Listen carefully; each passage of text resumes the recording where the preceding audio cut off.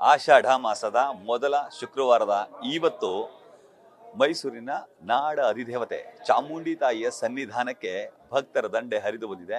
ಬೆಳಿಗ್ಗೆ 5 ಗಂಟೆಯಿಂದಲೂ ಕೂಡ ಸರತಿ ತಾಲಿನಲ್ಲಿ ನಿಂತು ಭಕ್ತರು ದರ್ಶನವನ್ನ ಮಾಡ್ತಿದ್ದಾರೆ. ಇವತ್ತು ನಾಡ ಅಧಿದೇವತೆ ಚಾಮುಂಡಿ ತಾಯಿಗೆ ವಿಶೇಷವಾಗಿ ಲಕ್ಷ್ಮಿ ಅಲಂಕಾರವನ್ನ ಮಾಡಲಾಗಿದೆ. ನೀವು ದೃಶ್ಯದಲ್ಲಿ ಗಮನಿಸ್ತಿರ್ಬೋದು. ಉತ್ಸವ ಮೂರ್ತಿಗೆ ಈಗಾಗಲೇ ಅಲಂಕರಿಸಿ ವಿಶೇಷವಾಗಿ ಪೂಜೆಯನ್ನು ಸಲ್ಲಿಸಲಾಯಿತು. ಬೆಳಗ್ಗೆ ಪ್ರಾತಃ ಕಾಲದಿಂದಲೇ ವಿಶೇಷ ಪೂಜೆ ಹೋಮ ಹವನಗಳನ್ನ ಮಾಡಲಾಗಿತ್ತು. ಆರಂಭದಲ್ಲಿ ಪ್ರಾತಃ ಕಾಲದಲ್ಲಿ ವಿಶೇಷ ಪೂಜೆಗಳನ್ನ ಅಂದ್ರೆ ದೇವರನ್ನ ಶುದ್ಧಿಗೊಳಿಸಿ ನಂತರ ವಿಶೇಷ ಅಲಂಕಾರವನ್ನ ಮಾಡಲಾಗಿದೆ. ಇವತ್ತು ಲಕ್ಷ್ಮಿ ಅಲಂಕಾರವನ್ನ ಮಾಡಲಾಗಿದೆ. ಬಗೆ ಬಗೆಯ ಹೂವುಗಳಿಂದ ನಾಡ ಅಧಿದೇವತೆ ಚಾಮುಂಡಿ ತಾಯಿ ಕಂಗೊಳಿಸುತ್ತಿದ್ದಾರೆ. ವಿಶೇಷವಾಗಿ ಇವತ್ತು ಬೆಳಗಿನ ಜಾವ 3 ಗಂಟೆಯಿಂದಲೇ ಭಕ್ತರು ನಾಡ ಅಧಿದೇವತೆಯನ್ನ ಅಲಂಕರಿಸುವಂತಹ ಕೆಲಸಕ್ಕೆ ಮುಂದಾಗಿದ್ರು. ನೀವು ದೃಶ್ಯದಲ್ಲಿ ಗಮನಿಸಿರ್ಬೋದು. ನೀಲಿ ಬಣ್ಣದ ಸೀರೆಯಿಂದ ಮಲ್ಲಿಗೆ ಹೊದಿಕೆಯಿಂದಾಗಿ ನಾಡ ಅಧಿದೇವತೆ ಚಾಮುಂಡಿ ತಾಯಿ ನಿಜಕ್ಕೂ ಕಂಗೊಳಿಸ್ತಿದ್ದಾಳೆ ಅಂತ ಹೇಳಿದ್ರೆ ತಪ್ಪಾಗ್ಲಿಕ್ಕಿಲ್ಲ.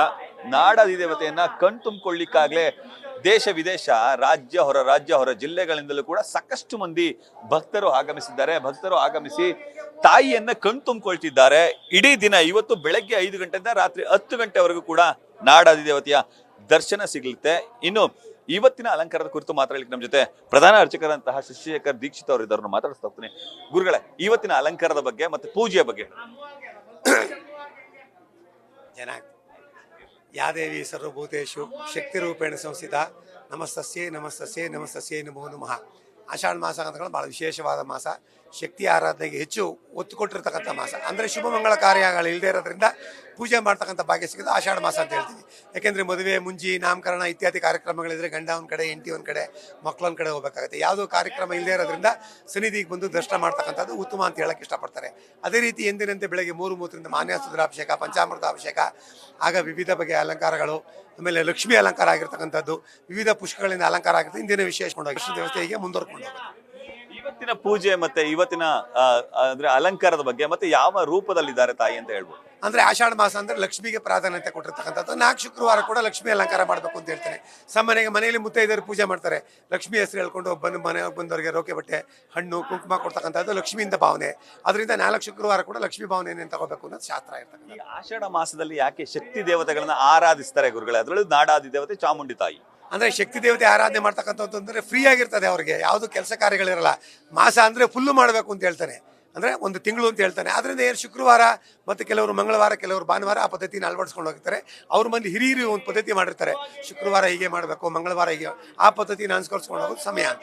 ಈಗ ನಾಡ ಅಧಿದೇವತೆ ಇಷ್ಟೊಂದು ಸುಂದರವಾಗಿ ಕಂಗೊಳಿಸ್ತಿದ್ದಾರೆ ಗುರುಗಳೇ. ಭಕ್ತರು ಏನಂತ ಹೇಳ್ತಾರೆ? ಅಂದರೆ ಭಕ್ತಾದಿಗಳೆಲ್ಲ ಸುಖವಾಗಿರ್ತಾರೆ.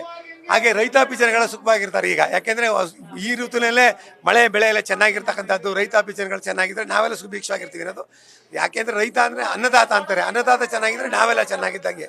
ಸುಭಿಕ್ಷವಾಗಿ ಮಳೆ ಆಗಿರ್ತಕ್ಕಂಥದ್ದು, ಮಳೆ ಬೆಳೆ ಚೆನ್ನಾಗಿರ್ತಕ್ಕಂಥದ್ದು, ರೈತಾಪಿ ಜನ ಚೆನ್ನಾಗಿದ್ರೆ ನಾವೆಲ್ಲ ಚೆನ್ನಾಗಿರ್ತೀವಿ ಅನ್ನೋ ಭಾವನೆ. ಆಮೇಲೆ ಶಕ್ತಿ ಯೋಜನೆ ವಿಸ್ತಾರವಾಗಿರ್ತಕ್ಕಂಥದ್ದು, ಮಹಿಳೆಯರು ಬಂದು ಪೂಜೆ ಮಾಡ್ತಕ್ಕಂಥದ್ದು ಪದ್ಧತಿ ಆಗಿರ್ತಕ್ಕಂಥದ್ದು. ಯಾಕೆಂದರೆ ಗಂಡ ಆಫೀಸ್ಗೆ ಹೋಗ್ಬೇಕು, ಬೇರೆ ಇನ್ನೆಲ್ಲ ಕೆಲಸಗಳಿರುತ್ತೆ, ಮಕ್ಕಳು ಸ್ಕೂಲ್ಗೆ ಹೋಗ್ಬೇಕು, ಫ್ರೀ ಆಗಿರೋರು ಯಾರು ಹೆಂಗಸರುಗಳು, ಅವ್ರು ಬಂದು ಶಕ್ತಿ ಆರಾಧನೆ ಮಾಡೋದು ವಿಶೇಷ ಅಂತ ಹೇಳ್ತಾರೆ. ಈ ಬಾರಿ ಗುರುಗಳೇ ಜೂನ್ ತಿಂಗಳಲ್ಲೇ ಕೆರೆ ಕಟ್ಟೆಗಳೆಲ್ಲ ಕೂಡ ತುಂಬಿದೆ, ಕನ್ನಂಬಾಡಿ ಅಣೆಕಟ್ಟೆ ತುಂಬಿದೆ, ನಾಡಿನ ಜೊತೆ ಕೂಡ ಸುಖವಾಗಿದ್ದಾರೆ, ಮಳೆ ಚೆನ್ನಾಗಿ ಆಗ್ತಿದೆ ಗುರುಗಳೇ ಹೇಳೋದು. ಅಂದ್ರೆ ಸುಭಿಕ್ಷವಾಗಿದೆ ನಾಡು ಅಂತ ಹೇಳ್ತಾ ಇದ್ದೀನಿ. ಅಂದ್ರೆ ಹಾಗೆ ಕಂಟಕಗಳು ಜಾಸ್ತಿ ಇದೆ ಮಧ್ಯದಲ್ಲಿ. ಜಲಕ ಕಂಟಕಗಳಾಗ್ತಾ ಇದೆ, ವಾಯು ಕಂಟಕಗಳಾಗ್ತಾ ಇದೆ, ಅಗ್ನಿ ಕಂಟಕಗಳು ಆಗ್ತಾ ಇದೆ. ಅದನ್ನೆಲ್ಲ ಬಿಡುಗಡೆ ಮಾಡಮ್ಮ ಅಂತೇಳಿ ಪ್ರತಿಯೊಬ್ಬ ಭಕ್ತಾದಿಗಳು ತಾಯಿನ ಪ್ರಾರ್ಥನೆ ಮಾಡಿದ್ರೆ ಅನುಕೂಲ ಆಗತ್ತೆ ಅನ್ನೋದು ನನ್ನ ಆಸೆ ಆಗಿರ್ತಕ್ಕಂಥದ್ದು. ಇದಿಷ್ಟು ಪ್ರಧಾನ ಅರ್ಚಕರಾದಂತಹ ಶಶಿಶೇಖರ ದೀಕ್ಷಿತ್ ಅವರ ಮಾತುಗಳು. ಈ ಬಾರಿ ಉತ್ತಮವಾದ ಮಳೆ ಬಂದಿದೆ, ಹಾಗಾಗಿ ರೈತರು ಸೇರಿದಂತೆ ಎಲ್ಲರೂ ಕೂಡ ನಾಡಿನ ಜೊತೆ ಸುಭಿಕ್ಷವಾಗಿ ಇದ್ದಾರೆ. ಆದ್ರೆ ಜಲಕಂಟಕಗಳು ಆಗ್ಬಹುದು, ಅದು ತಪ್ಪಲಿ ಅಂತ ಹೇಳಿ ನಾನು ನಾಡ ಅಧಿದೇವತೆ ಚಾಮುಂಡಿ ತಾಯಿಯಲ್ಲಿ ವಿಶೇಷ ಪೂಜೆಯನ್ನು ಸಲ್ಲಿಸಿದ್ದೇನೆ. ಆಷಾಢ ಮಾಸದಲ್ಲಿ ನಾಡ ಅಧಿದೇವತೆ ತಾಯಿ ಚಾಮುಂಡಿಯನ್ನ ಪೂಜಿಸೋದೇ ಒಂದು ಸ್ವರ್ಗ ಅನ್ನೋ ಮಾತನ್ನ ಹೇಳ್ತಾರೆ. ಕ್ಯಾಮ್ರಾಮನ್ ವಿನಯ್ ಜೊತೆ ರವಿ ಪಾಂಡವಪುರ, ನ್ಯೂಸ್ ಫಸ್ಟ್, ಮೈಸೂರು.